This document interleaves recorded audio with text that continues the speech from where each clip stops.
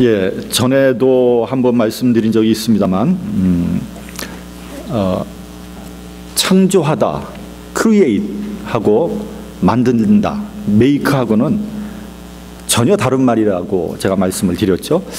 창조한다는 것은요, 아무것도 없는 데서 전혀 새로운 것이 만들어지는 겁니다.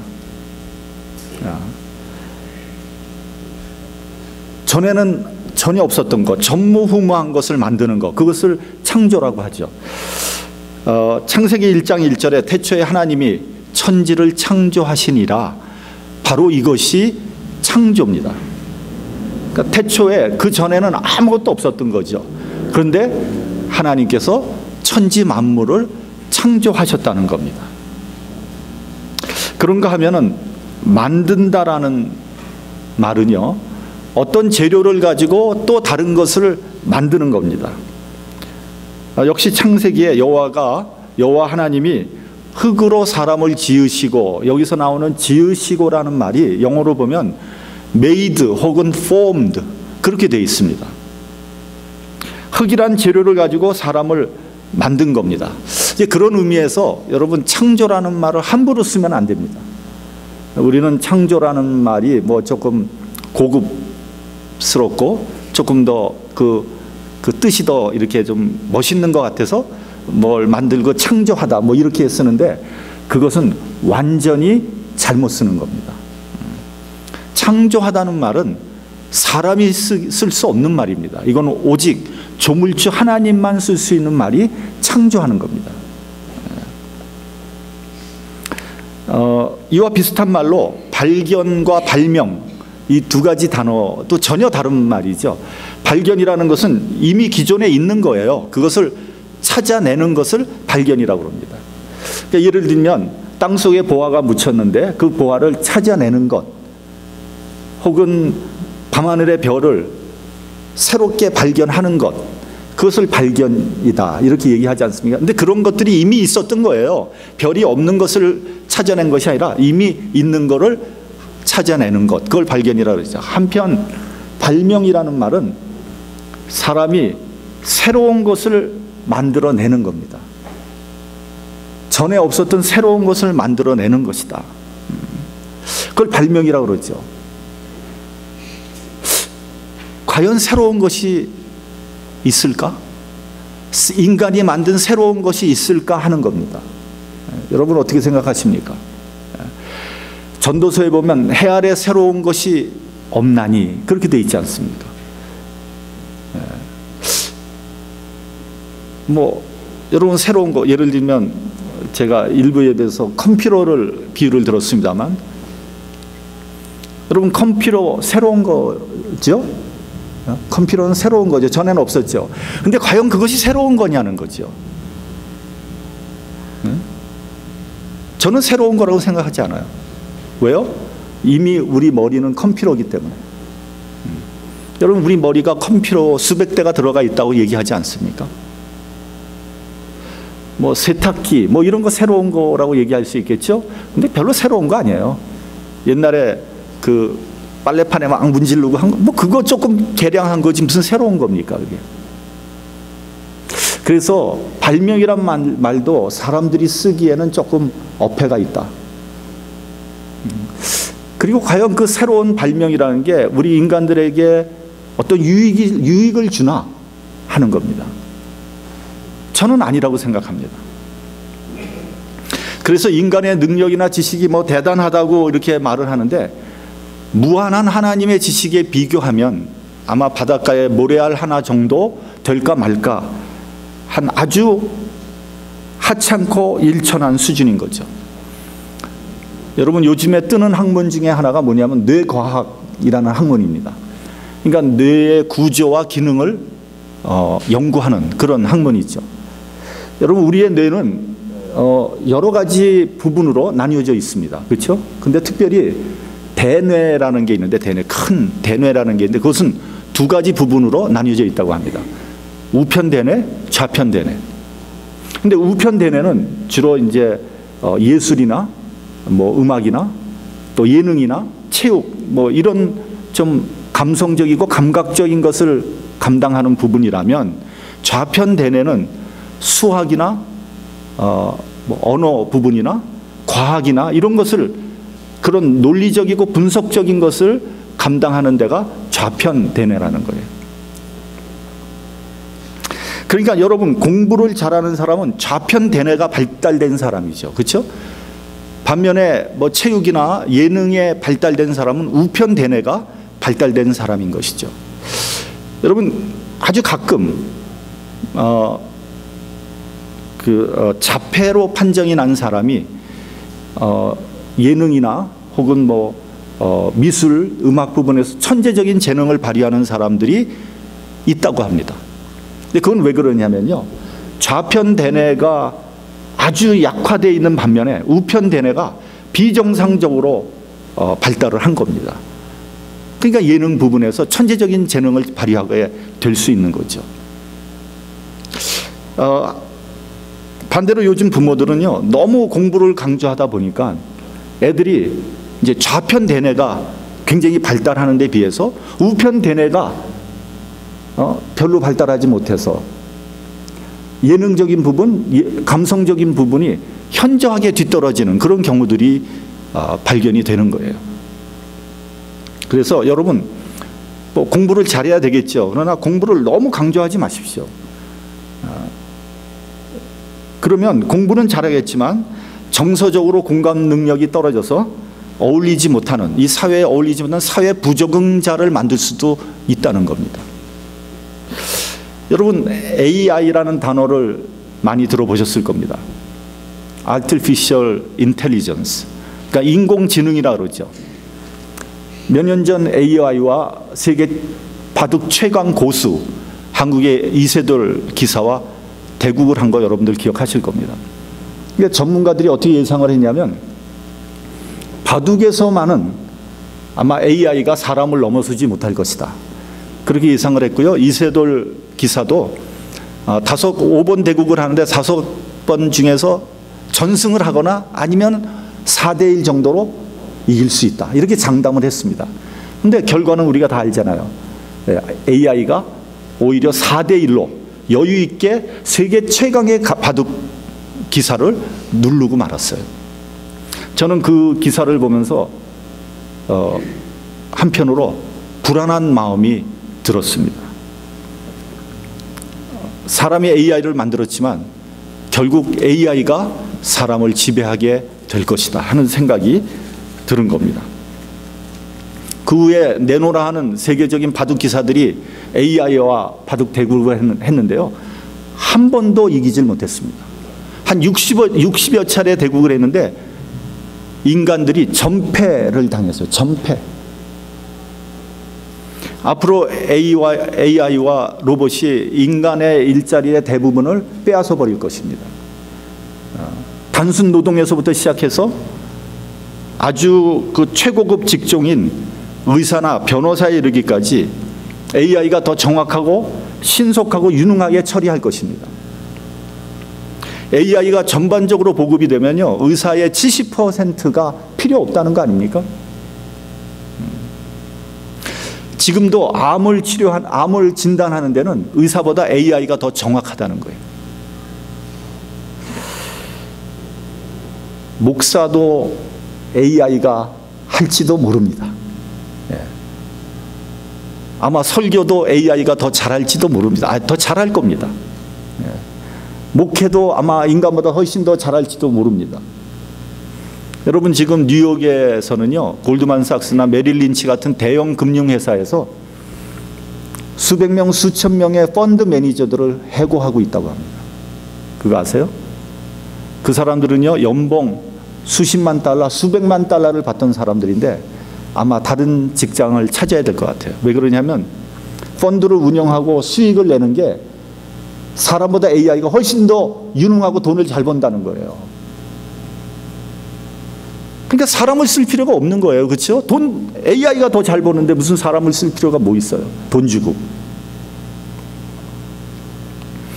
여러분, 이런 현상을 뭐라고 얘기해야 됩니까? 자가당착입니까? 아니면 본말이 전도됐다고 하나요? 그러니까 여러분, 인간이 편리하기 위해서 잘 살기 위해서 만들어 놓은 것이 오히려 인간을 어렵게 하고 무기력하게 만든다. 여러분, 그러면 우린 여기서 이런 질문을 좀 해봐야 됩니다. 그러면 인간이 도대체 가지고 있는 지식이라는 게 도대체 뭐냐? 우리는 무엇을 알고 있는 것입니까? 우리가 알고 있는 것은 과연 우리를 유익하게 하고 우리를 잘 살 수 있게 하는 것입니까? 아니면 더 나아가서 그 지식이 우리를 진리의 길로 인도하고 있는 것입니까? 정말 인간이 알아야 될 참 지식은 무엇일까? 라는 질문입니다. 두 번째로는요, 인간 지식의 한계를 알아야 됩니다. 우린 어디까지 알 수 있는 걸까? 여러분, 인간이 무한정 알 수 있는 겁니까? 우리는 우리가 살고 있는 지구에 대해서 얼마나 알 수 있을까? 한국에서는 뭐 미세먼지 때문에 뭐 난리도 아닌데요. 없애질 못하는 것 같아요. 다들 마스크 다 쓰고 다닙니다. 여러분, 우리 지구에서 제일 가까운 달에 대해서 여러분들 얼마나 알고 있습니까? 달에 대해서. 여러분, 인간들이 의외로 달에 대해서 모릅니다. 연구가 잘 안 돼 있습니다. 더 나아가서 태양계, 은하계, 전체 우주에 대해서 과연 인간은 무엇을 알고 있는가? 아까도 말씀드렸죠. 비유를 하자면 정말 바닷가의 그 수많은 모래 중에 한 알 정도 알고 있을까? 아인슈타인이 이런 말을 했다고 합니다. 과학이 발전될수록 우리는 더 많은 신비를 경험하게 될 것이다. 이게 무슨 말입니까? 과학이 발달되면 발달돼서 더 모른다는 거 아닙니까? 더 많은 신비가 나타나는 거예요. 모른다는 거죠.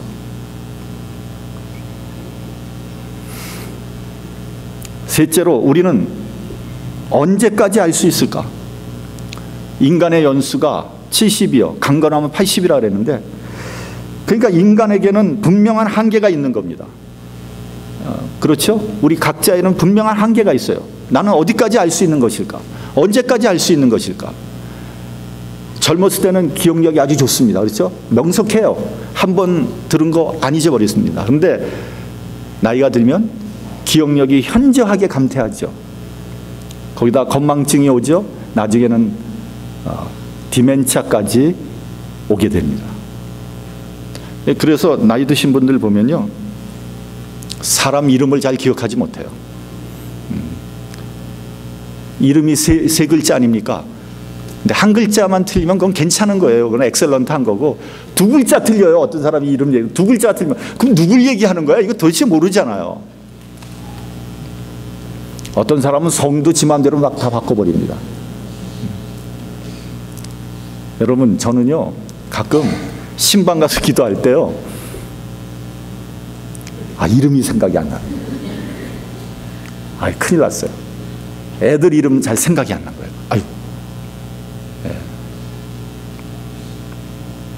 뭐 그렇다 그래가지고 여러분 너무 핀잔을 주거나 타박하지 마십시오. 왜냐하면 뭐 어차피 우리는 글로 갈 거니까 말이죠. 누구든지. 뭐 그렇지만 다 나쁜 건 아니에요. 그 대신 이제 경험도 많고 또 신중해지니까 분별력과 판단력이 젊은 사람보다 더 나은 겁니다. 그래서 여러분 그 연세 드신 분들의 의견을 잘 들으면요, 큰 실패는 하지 않게 됩니다. 그러니까 여러분, 더 중요한 것은요, 지식의 주체인 나 자신에 대해서 알아야 됩니다. 나 자신에 대해서 얼마나 알고 있는가? 여러분 스스로에 대해서 얼마나 알고 있다고 생각합니까? 소크라테스가 너 자신을 알라 그랬잖아요. 근데 그건 소크라테스가 한 말이 아니에요. 원래는 델포이 신전에 쓰여져 있는 글을 소크라테스가 인용한 겁니다. 소크라테스는 억울하게 독배를 마시고 죽을 때 바로 이 얘기를 했다고 합니다. 너 자신을 알라. 여러분, 이게 무슨 말입니까? 저는 이렇게 생각합니다. 소크라테스의 억울한 죽음을 안타까워하고 슬퍼하는 아테네 시민들에게 소크라테스는 이렇게 얘기를 한 겁니다. 나의 죽음을 슬퍼할 것이 아니라 너희 각자가 가야 할 길을 깨달아야 된다. 그렇게 얘기를 한 거예요. 소크라테스는 억울하게 독배를 마시고 죽지만 자신의 길을 묵묵히 가고 있었던 겁니다. 좀 비교하기는 조금 적절하지 않지만 예수님께서 십자가를 지고 가실 때 여인들이 예수님의 비참한 모습을 보고 가슴을 치고 울며 슬퍼하지 않습니까? 그때 예수께서 뭐라 그러셨나요? 예루살렘의 딸들아, 나를 위해 울지 말고 너희와 너희의 자녀들을 위해서 울라 그랬습니다. 이게 무슨 말입니까? 예수님은 부당하게 십자가의 죽음을 당하고 있지만 이 죽음은 이미 하나님께서 계획하신 그 길을 가고 계신 거죠. 우리들의 죄를 사하기 위해서 주님께서는 십자가의 길을 갈 수밖에 없는 것입니다. 주님은 그 길을 묵묵히 가고 계신 거죠. 그러므로 예수님을 불쌍히 볼 것이 아니라 우리는 우리 자신을 똑바로 바라볼 수 있어야 됩니다. 내 자신이 얼마나 비참한지, 얼마나 죄악되어 있는지 모르고 있는 거죠. 대부분 사람들이 갖는 오해는 이런 겁니다. 나는 의롭고 나는 옳다. 다 자기중심적으로 생각을 하는 거예요. 그러니까 나는 옳으니까 다른 사람은 틀린 거가 되는 거죠. 여러분, 두 사람이 논쟁을 하고 있습니다. 이 두 사람을 따로 한번 만나보십시오. 얘기를 한번 해보세요. 서로 다 자기가 옳다고 얘기합니다. 상대방 틀리다고 얘기하죠. 근데 그 얘기를 들어보면은요, 그게 진짜 맞는 것 같아요. 하도 포장을 하니까, 자기중심적으로 얘기를 하니까. 사람들은 누구나 나름대로 자기 지식, 자기 경험, 자기 주장, 자기 편견, 자기 선입견을 가지고 있습니다. 거기다 자기 욕심이라는 것이 더해지면요, 사람은요, 사건을 절대로 객관적으로 볼 능력이 없습니다. 그러니까 편견을 갖게 되는 거죠. 그러니까 서로 평행선을 긋는 거예요. 서로 자기가 다 옳다고 얘기하는 거예요. 이제 그런 상태에서는 올바른 지식을 가질 수도 없고요, 올바른 지식을 받아들여도 왜곡되기 십상인 것입니다. 그렇기 때문에 여러분, 자기 자신에 대한 바른 이해가 선행돼야 됩니다. 나의 관점에만 사로잡히면 안 됩니다. 우리는 사물을 보다 객관적으로 보는 그런 훈련, 그런 능력이 필요한 겁니다. 제가 예를 한번 들어보겠습니다. 이제 휴일날 모처럼 좀 쉬려고 유명한 관광지를 갑니다. 근데 가니까 그냥 사람들이 구름처럼 모여 있는 거예요. 그러니까 모처럼 쉬러 간 것이 아니라 사람들에게 시달리다가 더 지쳐서 돌아옵니다. 그러면 이렇게 말을 하죠. 쉬기는커녕 사람들에게 시달려서 사람 구경만 잔뜩 하고 돌아왔다. 이렇게 컴플레인을 합니다. 여러분, 그 말이 맞는 말입니까? 한번 잘 생각해 보세요. 여러분, 나도 그 많은 사람 안에 들어가 있는 거예요. 여러분, 내가 많은 사람을 구경하고 온 것이 아니라 내가 나를 많은 사람들에게 구경시킨 거예요, 사실은.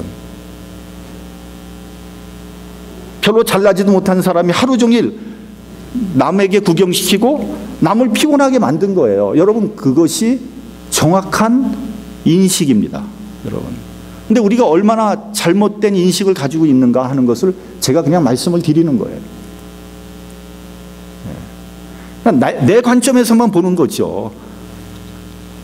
그러나 내가 그 많은 사람 안에 들어가 있다는 것은 생각하지 못하는 겁니다.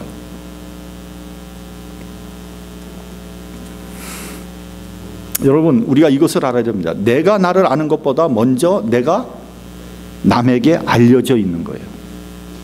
유명한 심리학자 웅겔스만은 이런 말을 했습니다. 내가 나를 안다는 것은 다른 사람에 의해서 알려진 나를 아는 것이다. 여러분, 내가 나를 아는 것, 그것은 다른 사람에 의해서 알려진 납니다. 여러분, 제가 한번 물어보겠습니다. 내가 아는 나, 다른 사람이 아는 나, 어느 것이 더 정확합니까? 여러분, 어느 것이 더 정확하다고 생각합니까? 내가 아는 나, 다른 사람이 아는 나. 여러분, 내가 나를 제일 잘 안다고 생각하는 건 착각입니다. 어떤 사람은 그럽니다. 나는 내가 알아. 아니요. 그건 교만한 겁니다. 뭘 잘못 아는 겁니다. 여러분, 한번 생각해 보세요. 어떤 사람이 자기 자신에 대해서 얘기를 해요. 자기 자신한테 얘기할 때 여러분은 어떤 생각 듭니까? 어떤 사람이 자기 자신에 대해서 얘기해. 나는 어떻고 나는 어떻고 나는. 여러분 어떻게 생각하세요? 아마 속으로 이렇게 생각할 거예요. 야, 어쩌면 저렇게 자기 자신을 모를까? 그렇죠?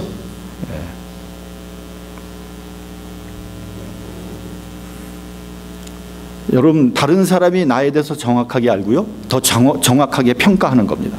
사실 내가 나를 잘 모릅니다.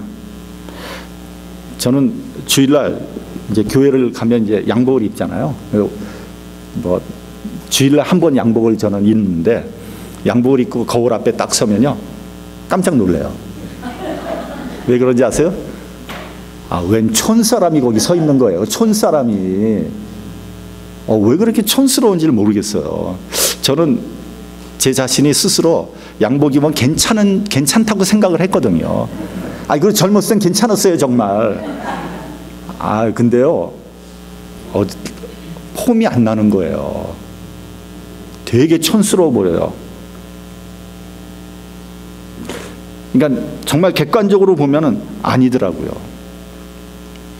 여러분, 인격도 마찬가지입니다. 여러분이 스스로 나는 괜찮은 사람이다, 나는 의로운 사람이다, 나는 인격적이다, 그렇게 생각한다면 여러분은 교만한 사람이에요. 교만한 사람입니다. 그렇지 않습니다. 여러분, 나는 부족하고 허물이 많은 사람이다, 이건 그냥 입에 발린 소리가 아닙니다. 이건 정확한 평가입니다. 다른 사람이 아는 나, 그것이 정확한 거예요. 다른 사람에게 비춰진 나를 내가 솔직히 인정할 때 나의 나됨이 있는 겁니다. 우리 본문 1절을 한번 같이 봉독하겠습니다. 본문 1절. 자, 시작. 여호와여, 주께서 나를 감찰하시고 아셨나이다. 이 본문에서 다윗은요, 주께서 나를 아셨나이다라는 고백을 5번을 하고 있습니다. 그러니까 여러분, 다윗은 지금 하나님 앞에 서 있는 자신을 보고 있는 거예요. 나 자신에 대해서 몰랐던 것들을 하나님께서는 다 알고 계신다는 거예요. 그렇습니다. 나는 나 자신에 대해서 잘 아는 것 같지만 사실은 잘 모릅니다. 그리고 솔직히 다른 사람들도 나에 대해서 잘 몰라요. 그러나 하나님만은 나를 속속들이 알고 계십니다. 이것이 하나님의 지식입니다. 하나님만이 모든 것을 알고 계십니다. 내가 본문에 보면 내가 앉고 일어섬을 아신다 그랬어요. 멀리서도 나의 생각을 통촉하신다 그랬어요. 나의 길과 나의 눕는 것을 감찰하신다 그랬어요.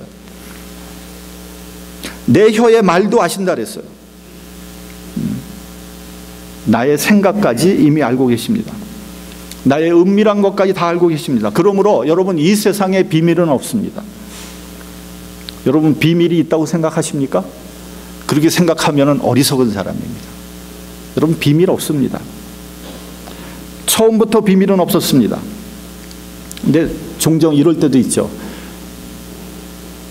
우리 교회에서 다른 사람 다 알고 있는데 자기 일을 정작 자기만 모르는 거예요. 그런 경우 많이 있습니다, 여러분. 얼마나 부끄러운 일입니까? 그러므로 우리는 인정해야 됩니다. 우리의 모든 것은 하나님의 지식 앞에 다 드러나 있다는 사실을 말이죠. 지금 다윗이 바로 그런 케이스입니다. 다윗은 아무도 모르게 밧세바와 불륜관계를 맺었습니다. 그리고 그 남편 우리아를 어떻게 했어요? 간접 살인을 했습니다. 그리고 그 사실을 아무도 모른다고 생각을 했어요. 가슴을 쓸어내면서 안도했습니다. 그런데 선지자 나단이 와서 정확하게 지적을 합니다. 네가 칼로 할 사람 우리아를 죽였고 그 철을 빼앗아서 내 처로 삼았도다. 여기서 다윗은 무너지고 맙니다. 하나님 앞에 엎드려 통해 자복을 하는 거죠. 여러분, 만약에 아직도 비밀이 유지되고 있다면 그것은 하나님께서 기다리고 계신다는 것을 알아야 합니다. 내가 솔직히 하나님 앞에 나와서 회개하고 돌아오기를 하나님께서 기다리고 계신 겁니다. 본문에서 하나님께서 아신다고 할 때 이 안다는 단어는 히브리어로 야다라고 합니다. 이 말은요, 추상적인 지식이 아니라 체험적인 지식을 의미하는 겁니다. 야다라는 말이 쓰인 그런 성경에 여러 구절이 있지만 그 중에 대표적인 것을 한번 찾아보면요, 이렇습니다. 창세기 4장 1절에 아담이 그 안에 하와와 동침함에, 여기서 동침하다는 단어가 바로 야다입니다. 또 마태복음 1장 25절에 아들을 낳기까지 동침치 아니하더니 나음에 그 이름을 예수라 하니라. 여기서 역시 야다라는 말을 쓰고 있습니다. 그러니까 아내와 남편이 동침하는 것과 같은 그런 깊은 관계, 깊은 체험을 야다라고 하는 겁니다. 하나님께서 나를 아십니다. 어떻게 해요? 그러한 체험적인 지식으로 알고 계신다는 거예요. 구체적으로 알고 계십니다. 그런 깊은 관계며 깊은 지식입니다. 완전한 지식입니다. 그렇기 때문에 하나님 앞에 한치라도 숨길 수 없는 겁니다. 비밀이 없습니다. 피할 수도 없고 도망갈 수도 없습니다. 여기 본문에 어떻게 되어 있습니까? 주의 신을 떠나 어디로 가며 주의 앞에서 어디로 피하리까? 내가 하늘에 올라갈지라도 거기 계시며 음부에 내 자리를 펼지라도 하나님께서 거기 계시다는 거예요.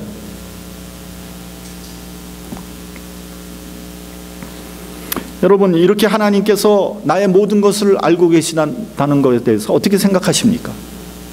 불안합니까? 부담스럽습니까? 근데 여기에 진짜 중요한 게 하나가 있습니다. 뭔지 아세요? 이러한 하나님의 지식에는요, 사랑이 들어가 있다는 사실입니다. 하나님은 이미 나의 허물과 죄를 다 알고 계십니다. 그럼에도 불구하고 사랑하고 계십니다. 성경의 누가복음에 탕자가 유산을 챙겨서 멀리 떠날 때 아버지는 이미 알고 있었습니다. 타향에 가서 돈을 다 탕진하고 형편없이 고생을 하고 난 후에 돌아올 것이라는 사실을 말이죠. 그래서 아버지는 오래전부터 아들을 기다리고 있었습니다. 아들이 돌아오자 잔치를 베풀고 새 옷을 입히고 가락지를 끼우고 송아지를 잡았습니다. 아버지는 탕자의 그 못된 행실에도 불구하고 그를 사랑했습니다. 여러분, 하나님께서 아버지가 이렇게 다 알고 계시고 우리를 사랑하신다는데 무슨 구구한 변명이 필요하겠습니까? 하나님 앞에 솔직히 나가야 되지 않겠습니까? 모든 것을 다 털어놔야 되지 않겠습니까? 우리는 잊지 말아야 합니다. 하나님의 완전한 지식 앞에 나의 현실이 있다는 사실이에요. 그렇기 때문에 여러분, 나의 실패, 나의 역경, 나의 고통, 나의 질병 하나님께서 다 알고 계십니다. 그리고 하나님은 나를 사랑하십니다. 나를 버린 것이 아닙니다. 나를 잊은 것도 아닙니다. 만약에 하나님께서 나를 사랑하시는데도 불구하고 나에게 실패가 있고 좌절이 있다면 그것은 하나님께서 허락하신 겁니다. 실패가 나에게 필요한 것이고 그것이 나에게 약이 되는 것입니다. 지금 나에게 있는 고통과 시련은 오히려 하나님께서 나를 사랑하고 있다는 증거입니다. 하나님은 결코 내가 감당할 수 없는 그런 시련을 주시지 않습니다. 고린도전서 10장 13절에 보면 사람이 감당할 시험 밖에는 너희가 당한 것이 없나니 오직 하나님은 미쁘사 너희가 감당 못할 시험 당함을 허락하지 아니하시고 시험 당할 즈음에 또한 피할 길을 내사 너희로 능히 감당하게 하시느니라 라고 말씀하고 있습니다. 하나님께서 이스라엘 백성들을 애굽에서 구출해서 가나안 땅으로 인도하실 때 왜 40년간 광야에서 헤매게 하셨겠습니까? 하나님께서 모르시고 그렇게 하신 겁니까? 아니면 하나님께서 미워서 그렇게 하신 겁니까? 아니죠. 하나님은 다 알고 계셨습니다. 40년의 방황과 고난은 이스라엘 백성들이 감당해야 되는 최소한의 시련이었던 것입니다. 그런데요, 그런 시련 가운데서도 하나님께서는 이스라엘 백성들을 눈동자와 같이 지켜주셨습니다. 여기에 하나님의 전지전능하심과 무한한 사랑이 있는 것입니다. 다시 한번 묻겠습니다. 하나님께서 다 아신다고 할 때 여러분의 생각은 여러분은 어떤 생각이 듭니까? 두렵습니까? 평안합니까? 세상 사람들은 다 몰라도 괜찮습니다. 하나님만 아신다면 거기에 우리의 평안이 있는 겁니다. 왜요? 그분 안에 용서와 사랑이 함께 있기 때문입니다. 하나님이 아시기 때문에 더 기쁘고 행복하시기 바랍니다. 그런 사람들을 우리는 성도다 이렇게 부르는 겁니다. 내가 나를 잘한다고 교만 떨지 마시기 바랍니다. 우리가 아는 것은 하나님의 지식 안에 내가 있다는 사실입니다. 그럴 때 진정한 평안과 기쁨과 행복을 누리시는 저와 여러분이 되시기를 주님의 이름으로 축원합니다. 기도하겠습니다.